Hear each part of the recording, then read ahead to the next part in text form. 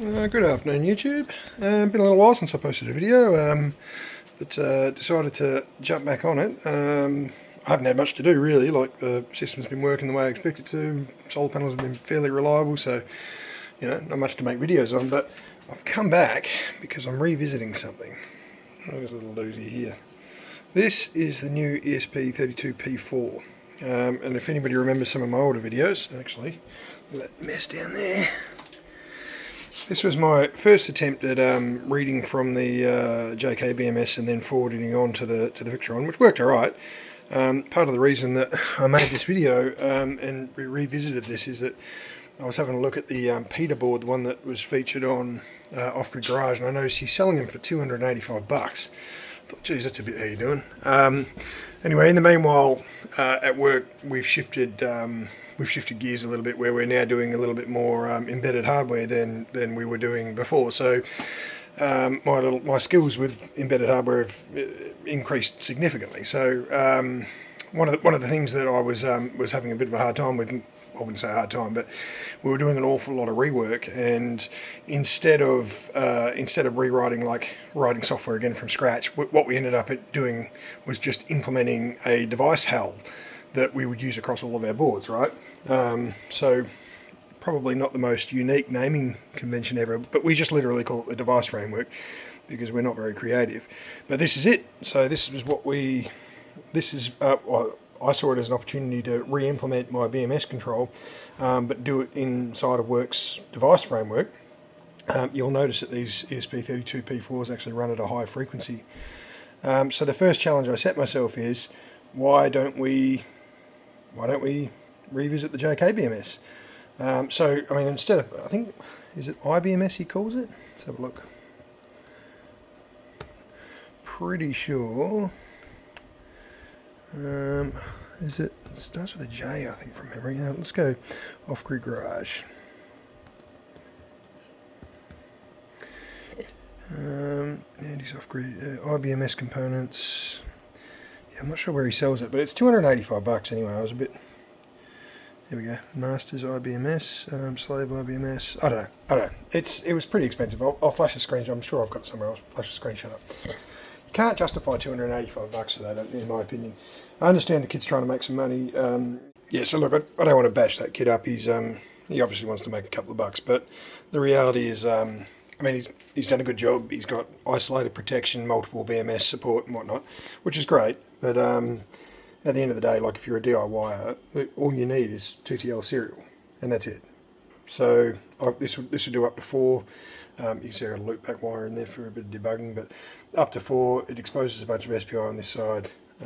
If you think it's worth putting some more effort into, we can drill down into it and actually turn it into a proper board for you if you want. You can just place an order on JLC PCB. We don't have to leave it like this. We can actually embed the ESP32 onto it, swap some of these connectors out so we're not using JSTs, and actually put some Ethernet ports on it.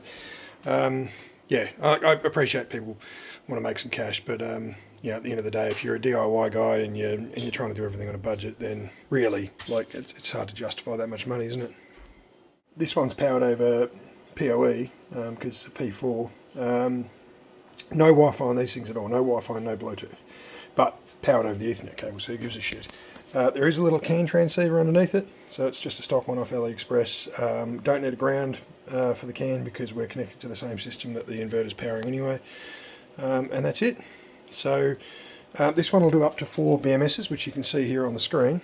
So you've got BMS 1, voltage is pretty high, come on, BMS 2, and BMS 3. Gives you an aggregate up here, tells you, all the details you'd expect to get. The VE CAN acts as a gateway, so you can see here that we can acknowledge any potential alarms. It will produce alarms, so you can see we've got one battery here that's actually disconnected. It's there for testing purposes. I'll just switch him off. Save sources. Is that saved? Yeah, there we go. Anyway, drop down to 3. It does aggregate the cells from all of them and whatnot, exactly like you would see if it was a pylon tech. It raises alarms as you'd expect it to. It will block charge and whatnot. I'm not using it at the moment. This is my production system that the house runs on. So the servo controller over there on the wall, sorry about my mess. Ooh, this is a pretty cool little board too, I'll talk about that later. My dev one's up there, so you can see the servo controller. That's the one I do all my development work on. But can confirm it's raising alarms as I expect it to. It's blocking charge current as I expect it to. I suppose what I should do is figure out the IP address. I think I know it. Let's have a look. 10.100.1. I think 249. Yeah, there we go. So yeah, is working as expected. So that's a warning that it's raising, but it's creating alarms as we expect it to. So let's go back one. We've got the lower cell voltages, the higher cell voltages. We've got temperatures coming through at the moment. We've got 3 online packs, 0 of them are offline. Nothing is blocking charge or discharge. So yeah, still a work in progress, but you know, still a workable solution as well. I am working on an energy dashboard that's not quite working the way I want it to yet. A bit jerky, and it's not obeying my. Hang on a minute. We are set to light theme. What's going on?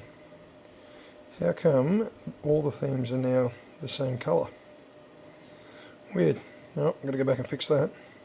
Something's not right there. Oh, there it goes. Just took a second for it to update. The idea was that, I forget what they call this type of graph, but it was actually working really nicely, and then I've committed a change somewhere and it's broken it. But the plan is to show, hang on, that is working, it's just very slow. The plan was to show actually where all the power is coming from, and then where it's the resulting, you know, output's going. That's still a work in progress. That's coming directly from the servo controller as well. So yeah, I'm going to get back into it. I don't have a great deal of solar stuff to do because, well, you know, we live on the solar here and I can't afford to mess around with it. So I do have to pull some new cables in from that solar array out the back because it keeps on tripping its fuse out. Basically, we're so close to the 63 amps that, yeah, it keeps on tripping the fuse. So I'm just going to pull in some bigger cables and get rid of the fuse at the other end. And so yeah, that video will be coming up. But otherwise, if anybody's interested in this, or you think it's actually worthwhile, what we might do is, I don't want to cut old matey's grass. If he's trying to make money with his Peter board, then go ahead. But I think most people who are DIYing batteries, struggling with energy costs, you know, effectively trying to do things on the cheap, that's pretty expensive. I can't justify changing over to them. Like, I've got functional BMSs in place right now. They do the job. I'm not going to change. Like, I'd love to. It's just can't justify the expense of it. This whole thing's actually paid for itself now, officially. So we're in positive waters at the moment. But yeah, I don't see myself. If anything, I would expand and put another shelf down the bottom there if I was going to spend any money, to make sort of winters a little bit easier. But yeah. So anyway, what I'm going to do over the next couple of weeks, I've got a few other things going on.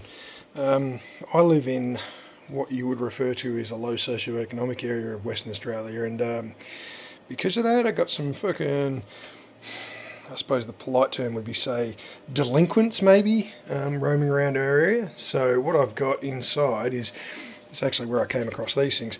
I've got some of the ESP32 P4s from Waveshare. They're also, they're a little bit like this one. I think this one actually comes from Waveshare as well, but they're a bigger version of this. It's got like a Pi header on it. And so what I'm planning to do is, I've got some people detecting radars. I'd like to get some more clarity about who is coming up to the house and who's going near the cars and when they're doing it. So at the moment we use Dehua cameras and they're connected to Unify Protect, and unfortunately when you do that, Unify Protect's a pretty cool product, but you don't get any of the motion detect, you don't get any of the AI features. So what I'm looking at doing instead is taking those motion events, taking detections from the radars and sticking them into a separate database somewhere that I can do searches on after the fact to try and drill down, hey, when was somebody out the front, when were they doing this, etc, etc. So my young fella's car got its fucking window smashed, and I'd very much like to get the fucking idiot who did that and maybe give him a little touch up so he has a better attitude in future.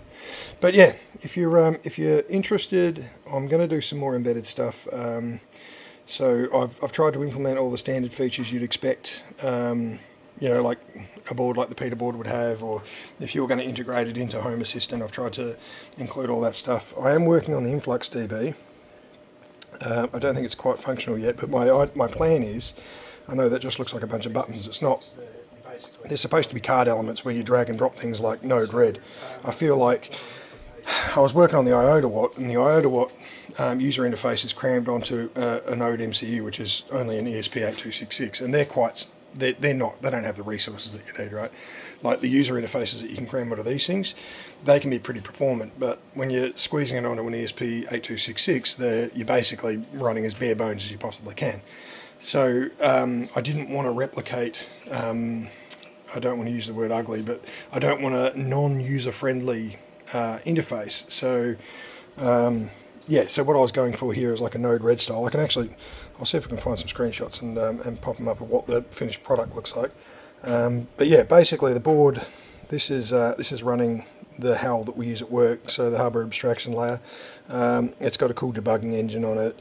Each of these modules is dynamically loaded. It runs in its own task. If it has errors, it only affects that one module. It doesn't affect the rest of it. There's a pretty cool API explorer on here, so if you're used to open API specifications, you can interact with the board yourself and do various things.